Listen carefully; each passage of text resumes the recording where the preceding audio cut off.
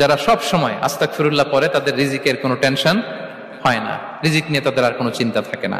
আল্লাহ নবী নূহ আলাইহিস সালাম যিনি ওনার জাতিগোষ্ঠীকে বলেছিলেন ফাকুলতু আস্তাগফিরু রাব্বাকুম ইন্নাহু কানা গাফফারা, তোমরা বেশি বেশি ইস্তেগফার পড়ো, তিনি ক্ষমাশীল। ইস্তেগফার পড়লে কি হবে? ইউরসিলিস সামাআ আলাইকুম মিদরারা, রহমতের বৃষ্টি বর্ষণ হবে, তোমাদের জমিগুলো উর্বর হবে। ওয়া ইউমদিদুকুম বিআমওয়ালি ওয়া বানিন, আল্লাহ তাআলা তোমাদেরকে সম্পদে বারাকা দিবেন, সন্তানে বারাকা দিবেন। ওয়া ইয়াজআল লাকুম জান্নাতিন ওয়া ইয়াজআল লাকুম আনহারা, তোমাদের ফসল ক্ষেতগুলো সবুজ শ্যামল হয়ে ভরপুর হবে, তোমাদের রিজিকে বারাকা নেমে আসবে। তাহলে আমরা যেন বেশি বেশি ইস্তেগফার করি।